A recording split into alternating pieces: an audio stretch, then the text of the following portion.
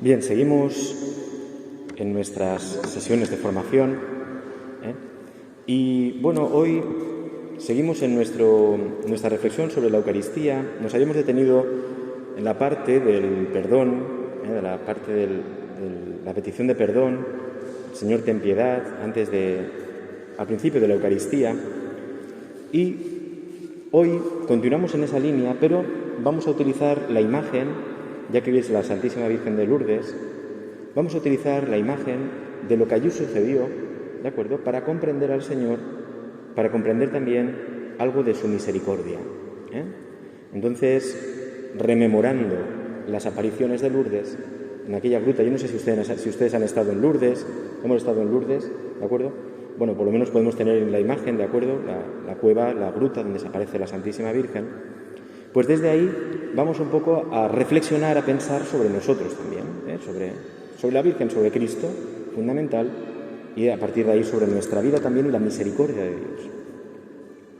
Bien, el lugar donde se aparece la Virgen, son cosas que saben, pero recordamos que es interesante, no era un lugar hermoso.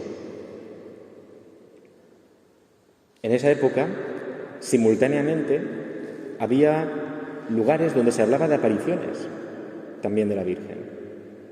Pero eran lugares hermosos, dignísimos, efectivamente, donde se podía aparecer bien una divinidad, porque eran lugares, de una hermosura tal que eran dignos de un Dios, podríamos decir. Pero en cambio, el lugar donde se va a aparecer la Virgen María, en Lourdes, la gruta de Massabielle, que se llama, es el lugar donde los cerdos van a ozar, es decir, restregar sus hocicos, limpiarse la espalda, los lomos. Es un sitio sucio. Es un sitio además que está al lado del río, donde los ríos nosotros los vemos ahora muy bonitos, encauzados y tal, pero los ríos y esa zona del río era un lugar húmedo, lúgubre, un sitio maloliente, un sitio oscuro. Recordamos y sabemos dónde está la montañita, pero está en un lugar escondido, oscuro, un sitio inhabitable, mucho menos para un Dios, por supuesto, un sitio indigno. Podríamos decir que un Dios, una divinidad, alguien divino, o por lo menos muy cercano a lo divino, nunca elegiría ese lugar, porque es indigno. Es indigno. En los lugares, ya digo, en esa zona de los Pirineos había muchos sitios asociados a apariciones, pero ninguno era así, ninguno era tan indigno como este, ninguno. Los animales más bajos, los cerdos, hacen de ese lugar su casa y su lugar de descanso. Allí no pueden vivir las personas.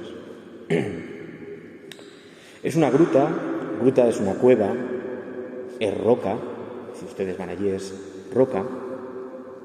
Y si pensamos un poquito en la roca es un lugar donde no nace la vida.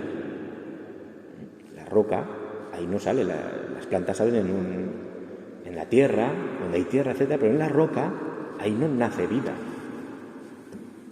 De la piedra desnuda nunca surge la vida, no surge la vida.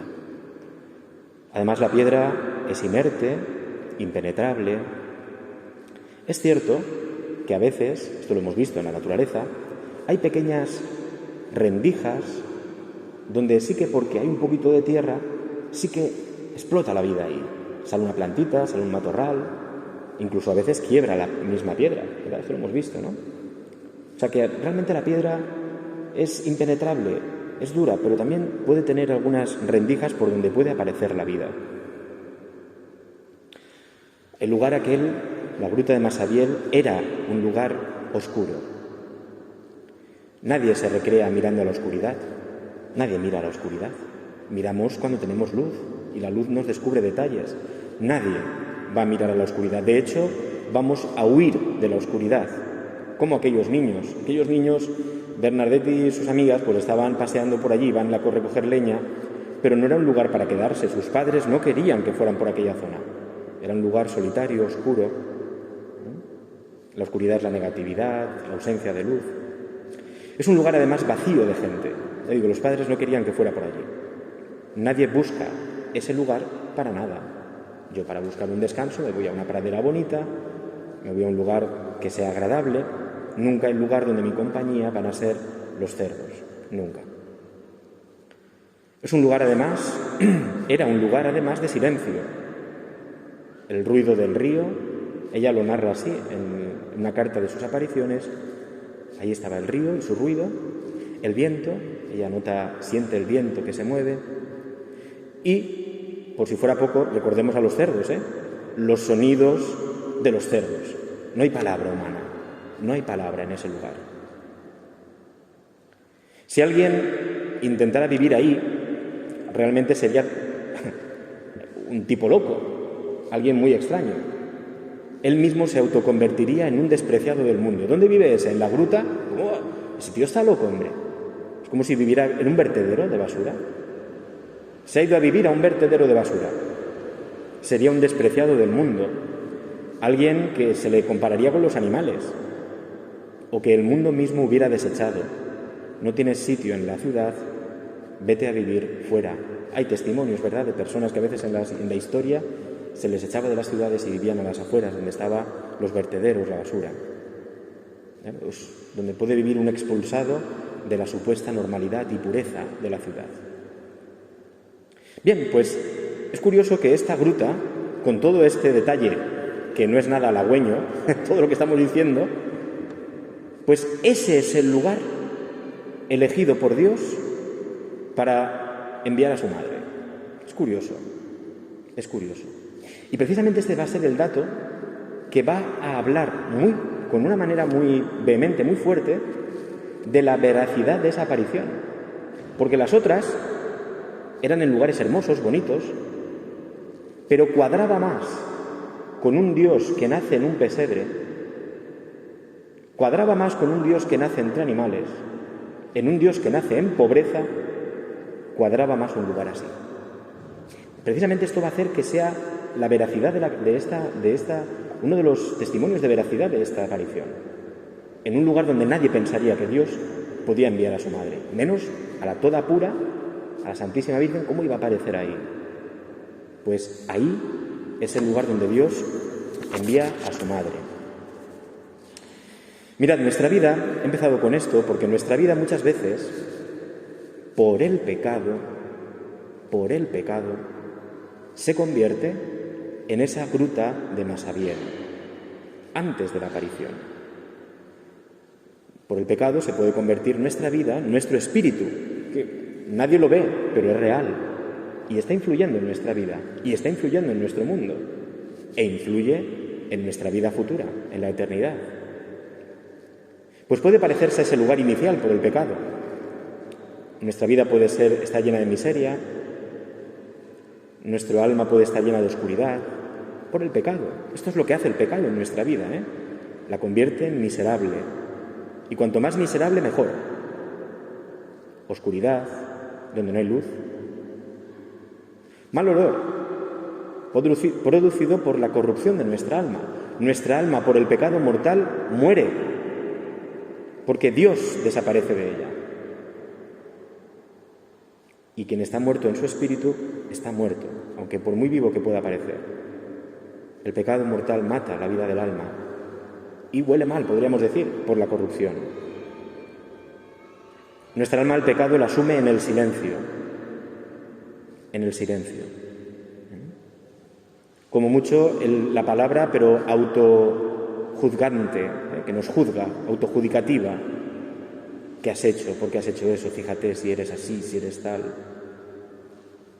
Nuestra alma, por el pecado, se convierte en un alma, esa imagen sí que la hemos escuchado muchas veces, sucia, donde no hay vida, No hay vida. Si no hay vida eterna, ¿qué es la vida del alma?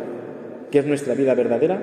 Estamos muertos, inertes, como esa roca de la gruta de Masabiel.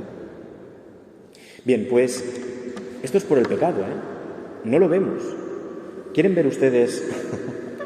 Esto les puede servir como una meditación. A mí me sirvió y me sirve. ¿Tú quieres saber cómo está tu alma en pecado?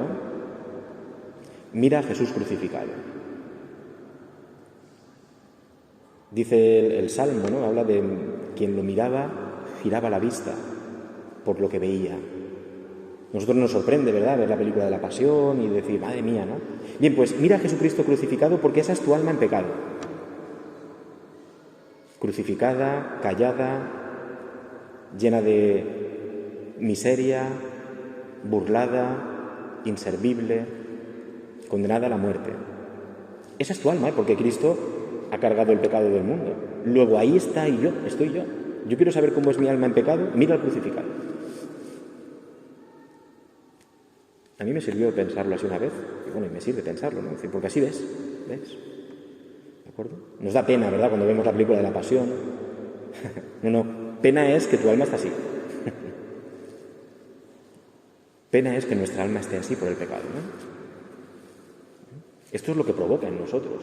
No lo vemos, no parece, pero está. No quiero asustar a nadie, porque esta es una meditación de misericordia, pero tenemos que partir de la realidad, no podemos engañarnos. Bien, pues Dios viene, igual que en Lourdes, a transformar por completo ese lugar. Fíjense que Lourdes se va a transformar por completo. Ahora veremos la transformación, ¿de acuerdo? Pero nuestra naturaleza, que está herida por los pecados, pueden convertir esa suciedad acumulada en esa gruta de Masabiel, pero Dios viene a... Este es el Cordero de Dios que quita el pecado del mundo. Dijimos el otro día que Dios viene no solo a poner una pomadita en la herida, una tirita, sino Dios viene a curarla y a borrarla. ¿Se acuerdan?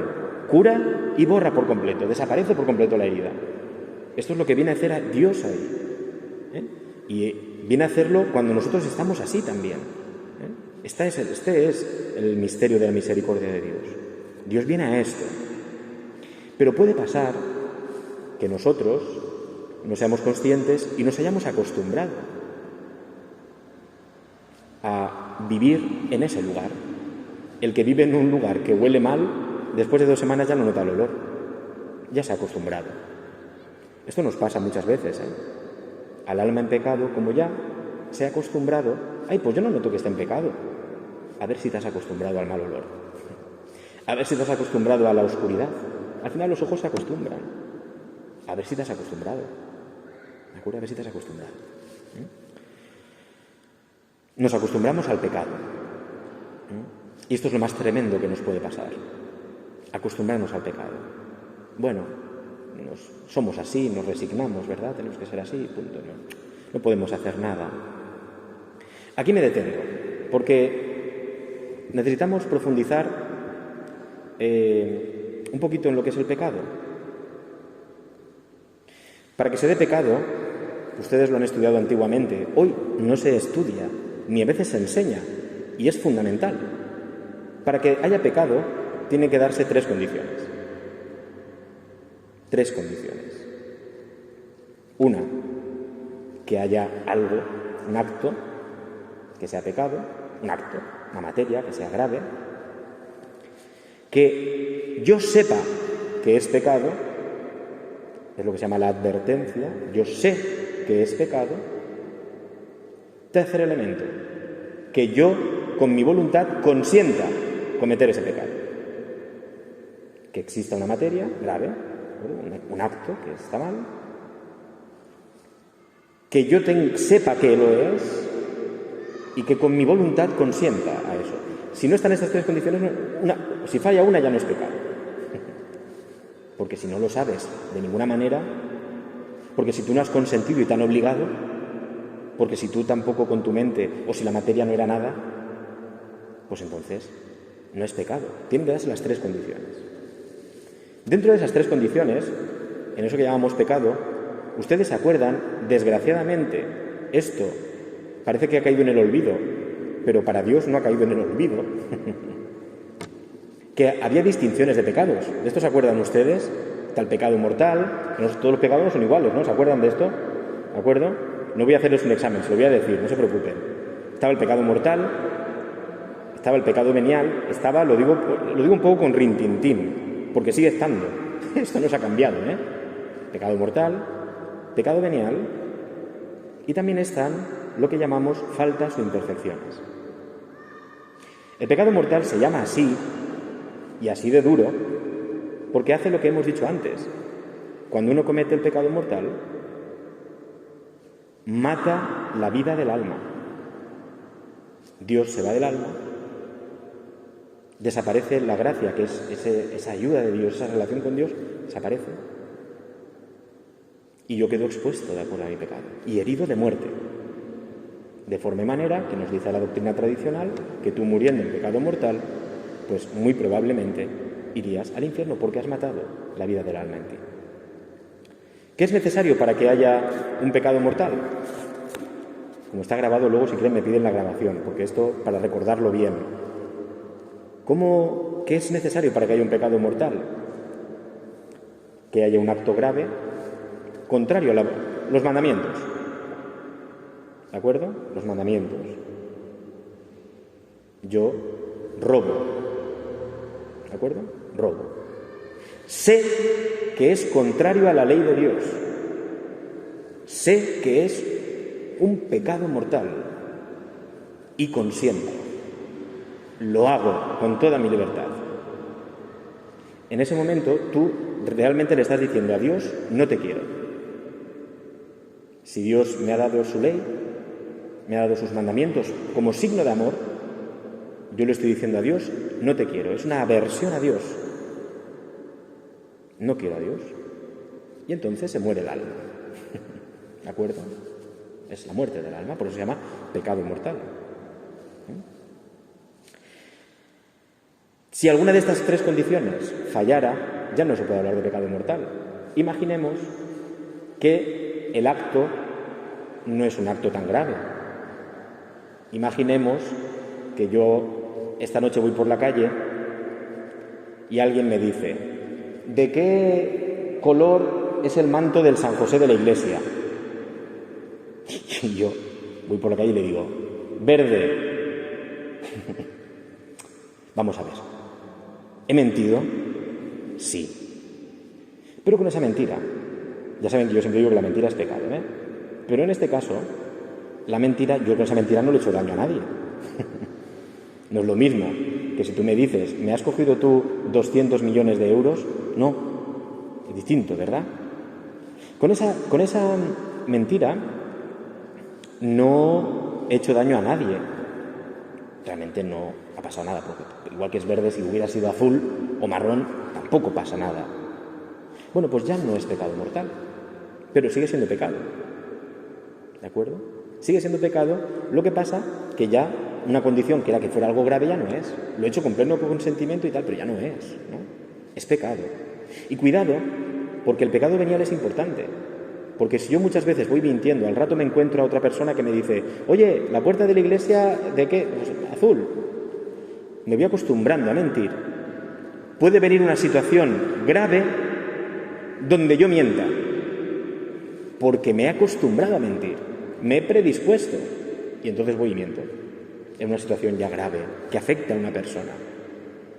Entonces ahí es pecado mortal. Claro, es que pero estaba preparado por uno que era una tontería. A veces decimos mentiras pequeñas, claro, veniales, realmente, pero cuidado, porque el pecado venial nos predispone para poder hacer lo mismo, pero gravemente. Es que yo he cogido hoy 10 céntimos que estaban en el bolsillo de Mari Carmen, ¿vale? Mañana otros 10, mañana 10 euricos, al otro 20 euricos, al otro 300 euros. Y ella, que había estado trabajando esa semana para ganarse eso, se lo he quitado y no ha podido comer sus hijos. Ya ves tú, ¿por dónde empezó la cosa? Por muy poco. Pero nos fue predisponiendo al mortal. ¿De acuerdo? Entonces, cuando falta alguno de estos, ¿de acuerdo? O no hay un consentimiento pleno, yo no sabía que era esto, por ejemplo, no hay una advertencia plena, yo no sabía que era así, yo no sabía las consecuencias de esto, no sabía realmente. Bueno, ¿de acuerdo? Pero hay que pedir perdón, ¿eh? Porque sigue estando también, ¿de acuerdo?, en una aversión a Dios menor, pero sigue estando, ¿de acuerdo?, en cosas más nimias, pero cuidado que son importantes, ¿de acuerdo? Es una desviación, no es un decirle a Dios no, es un decirle a Dios, bueno, Señor, a veces, pues a veces nos podemos caer.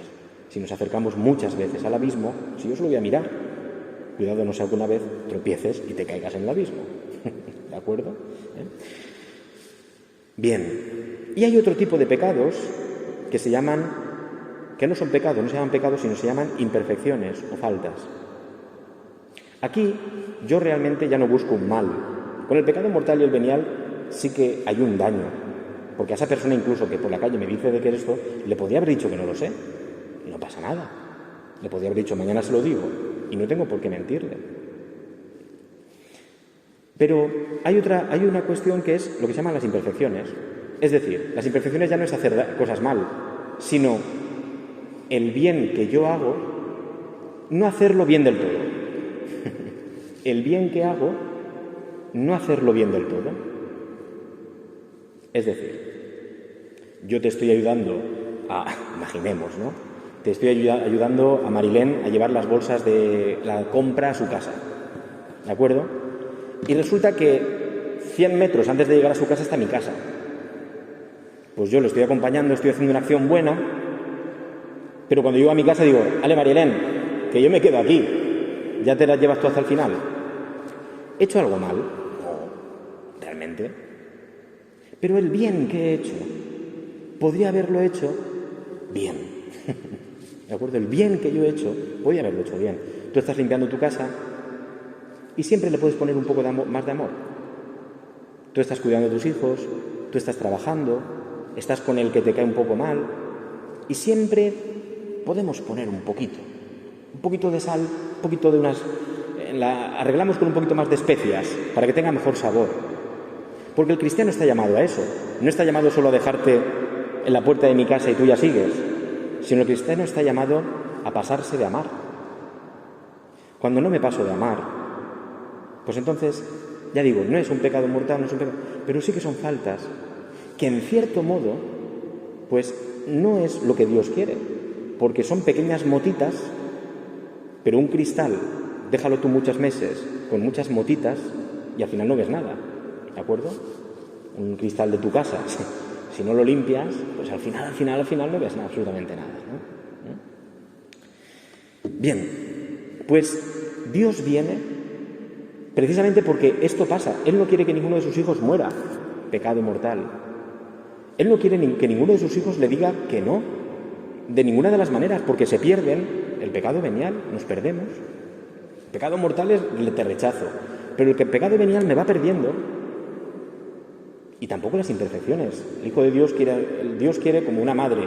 Ven aquí que te arregle yo. El hijo va peinado, vestido, pero la madre aún le retoca, le ya perfecto. Pues así nos quiere Dios. No nos quiere rezagados no, nos quiere hasta el final. Esto de las imperfecciones es muy interesante, ¿eh? Porque a veces, yo no tengo que confesarme de nada. Yo no tengo pecados. Mira las imperfecciones. Mira las faltas. Mira cuántas cosas podías haber hecho mejor por caridad cristiana de verdad. Porque te sentiste llamado a hacerlo y no lo hiciste. ¿Cuántas veces? ¿Cuántas veces podías hacer muchas cosas un poquito mejor? En vez de llegas a tu casa y tu marido te saca de quicio. Vale, pues ese día no le vas a contestar mal. Digo el marido, como puede ser la mujer, ¿vale? Es decir, o el hijo, ¿no? O la hija, ¿no? Lo que sea, ¿no? Bueno, pues hoy no le voy a contestar mal. A lo mejor se lo merecería, pero hoy decido que no. O decido hacer este paso más, que no se me da cuenta nadie, pero lo voy a hacer yo, voy a adelantarme, voy a ir por delante, ¿no? El amor es así. Y el que quiere ser de verdad un hijo de Dios va así, ¿no? Bien, vamos terminando, porque hemos hecho este inciso del pecado, pero creo que es importante, ¿eh? Creo que es importante. Porque a veces decimos eso, ¿no? No tengo pecados mortales. Válgame Dios, no tienes. Veniales, bueno, pues hombre, tengo muchos, pero bueno, tampoco es una cosa que yo intente, no quiero el mal de nadie. E imperfecciones que pueden disponerte para otras cosas. ¿Estás de verdad viviendo como Dios quiere? ¿O estás, mire usted, yo estoy en mi casa, yo no salgo, yo no hago nada? Bueno, pues en tu casa puedes hacer muchas cosas mejor. Y si no tienes nada que hacer y tal, pues puedes, en vez de una crítica con una persona, llamas a alguien para preocuparte cómo está. ¿De acuerdo? Es decir, siempre a lo mejor, ¿eh? Siempre ir a lo mejor. Esto es lo que Dios quiere. Bueno, pues Dios ha venido a esa gruta de Masabiel, que podemos ser nosotros, con toda la muerte del alma, con todo este pecado acumulado en nuestra vida, y viene para transformarlo por completo. Fíjense ustedes lo que hace Dios con su madre en Lourdes. El lugar que era oscuridad lo convierte en un lugar lleno de luz.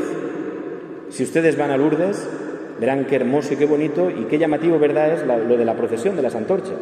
Es un lugar de luz, donde no solo externamente, sino mucha gente encuentra luz para su alma, de ser un lugar oscuro a ser un lugar de luz para mucha gente en la humanidad. ¿Cuánta gente ha encontrado ahí su vida de verdad? Yo conozco personas, sacerdotes, que descubrieron ahí su vocación, ¿de acuerdo? En Lourdes, yo he ido muchísimos años siendo seminarista y sacerdote, y de seminarista para mí era un renovar cada año mi vocación, era llenar de luz mi vida.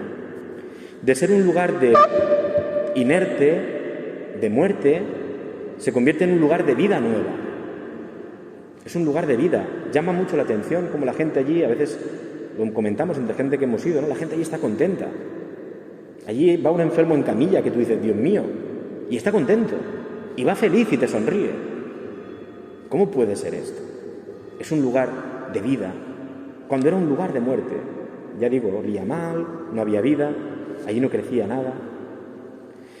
Era un lugar de soledad y ahora se convierte en un lugar lleno de gente, donde la gente desea ir, donde nunca estás solo delante de la Virgen, nunca estás solo delante de esa gruta. Era un lugar de miseria y suciedad, como a veces el alma en pecado, y ahora es un lugar donde se aparece la Inmaculada, la sin pecado. Es un lugar de pureza y limpieza. ¿Cómo ha cambiado Dios aquello, Era un lugar impenetrable e inerte, la piedra. Y de momento en esa piedra aparece en la gloria de Dios la Santísima Virgen. Es un lugar de vida. Era un lugar silencioso, de silencio. Solo se oían, ¿se acuerdan que he dicho antes? Se oían los cerdos. Ahora es un lugar donde está la que trae la palabra de Dios. La Virgen María es la que da la palabra de Dios al mundo, a su Hijo Jesucristo. Ahora es un lugar de palabra. La gente va allí a escuchar la palabra de Dios. Era un lugar, ya digo, hemos puesto antes el ejemplo, si alguien viviera allí, en los vertederos, en la gruta, sería un expulsado del mundo, alguien desechado. Hoy es el lugar donde los desechados, donde los expulsados de nuestro mundo encuentran una respuesta, los pecadores. Lourdes es un lugar donde es estremecedor confesar, como sacerdote lo digo, es estremecedor. Porque la gente te encuentra sus historias, van a buscar la verdad, se convierten. Es estremecedor. Personas que no conoces, ven un sacerdote, me puede confesar, y encuentras la salvación de una vida en una confesión, ¿no? Es decir, el desechado del mundo, el expulsado del mundo, los enfermos. Hoy está la ley de la eutanasia. No queremos a la persona que está en la camilla consumiendo recursos y dinero. En cambio allí es el rey. El enfermo está todo diseñado para que los enfermos puedan estar a sus anchas. De ser un lugar del desprecio humano a ser el lugar donde los despreciados de nuestro mundo encuentran su lugar de vida. Era un lugar vacío, aquella oquedad donde aparece la Virgen, era un lugar vacío, un agujero en la roca. Pero de momento se convierte en un lugar de presencia. Dice Bernadette, miré y vi que ahí había una señora, ¿de acuerdo? Una señora, bella, hermosa, ¿de acuerdo? Con un rosario en la mano, con unas rosas en los pies. Bien, el Señor transforma, fijaos lo que es capaz de hacer con una roca. Lourdes se convierte entonces en algo espectacular, ¿de acuerdo? Donde la gente va a encontrarse con Dios. Es decir, esto sucede si nosotros dejamos que Dios aparezca en nuestra vida. Si dejamos que Dios aparezca en nuestro corazón de piedra y lo convierta en un corazón de carne. Esto no sucede si nos dejamos que Dios llegue a nosotros por los sacramentos, el sacramento del perdón.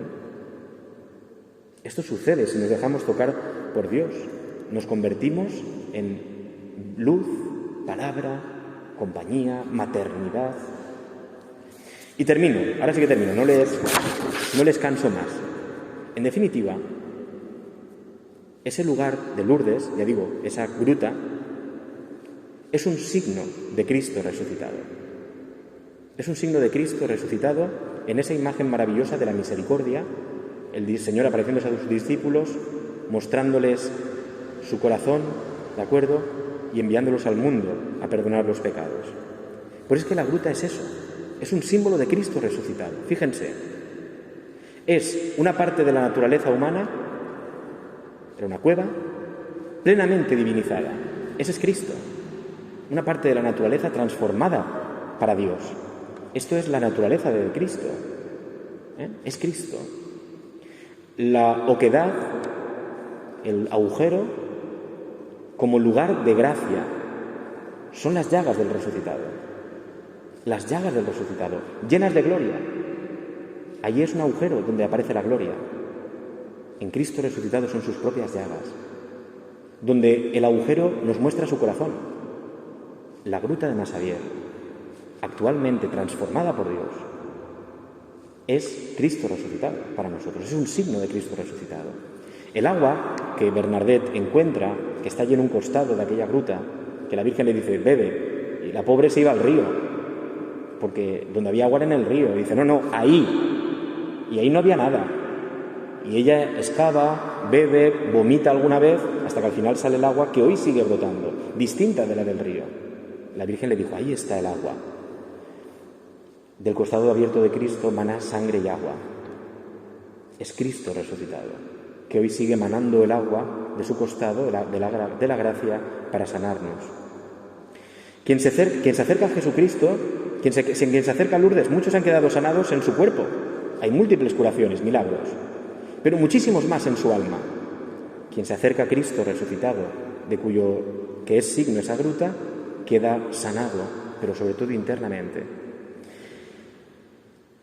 Es una roca que acoge en sus entrañas. Recuerden que les expliqué que la palabra misericordia significa entrañas maternas.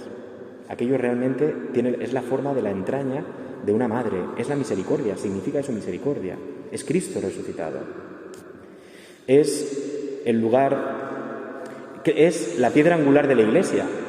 Fíjense que es una roca y encima construyeron la superiglesia. Pero la raíz está en esa roca pequeña. Cristo dice que es la piedra angular desechada por los arquitectos, pero convertida en piedra angular. ¿De acuerdo? Sobre la gruta se construye la iglesia. Es Cristo resucitado. La iglesia, ese lugar sigue siendo roca, piedra. ¿No nos recuerda a Pedro? Tú eres la piedra sobre la que edificaré mi iglesia. Es la iglesia católica. Es mucho más aquello que un lugar bonito. Es un signo de Cristo resucitado. Lo descubren y se manifiesta sobre todo a los pequeños y a los humildes. La Virgen elige a una niña, Bernadette. Como Cristo se desvela y dice que su misterio lo comprenden los pequeños del Evangelio. Se nos descubre como Cristo resucitado el misterio de nuestra redención. La Inmaculada Concepción dice que se llama. Termino, me queda un minuto, no se cansen más. Lourdes hoy sigue vivo después de casi 200 años.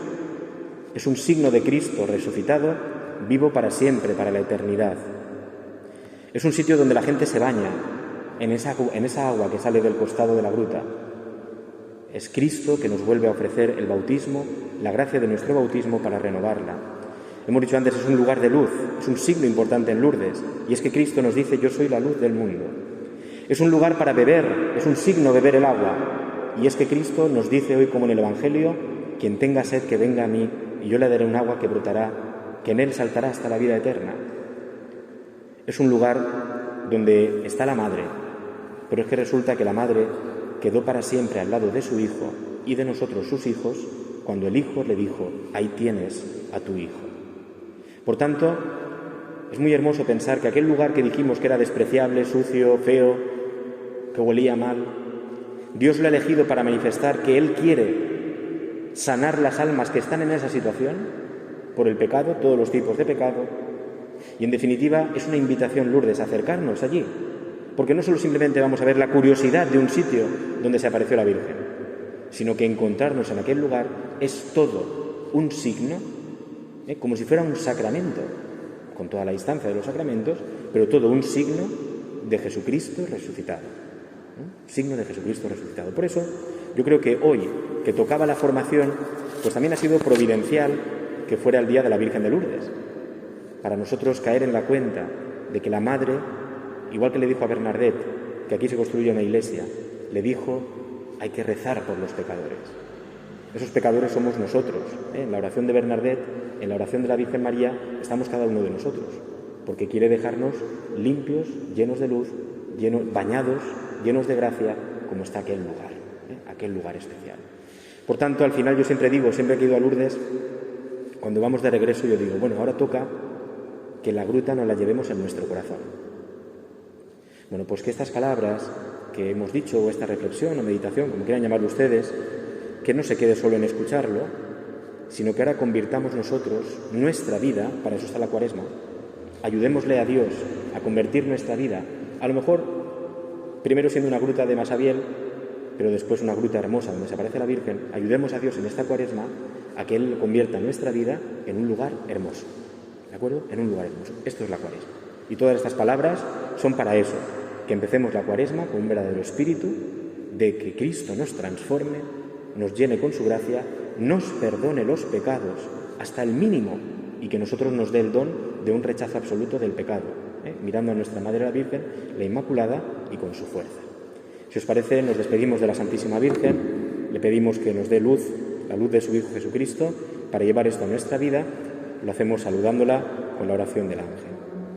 Dios te salve María, llena eres de gracia, el Señor es contigo. Bendita tú eres entre todas las mujeres, y bendito es el fruto de tu vientre, Jesús. Santa María, Madre de Dios, ruega por nosotros pecadores, ahora y en la hora de nuestra muerte. Amén. A ver si pasa la pandemia y podemos ir a Lourdes. Ojalá pudiéramos hacer una peregrinación con la parroquia, pero bueno, vamos a ver cuándo se puede. Buenas noches.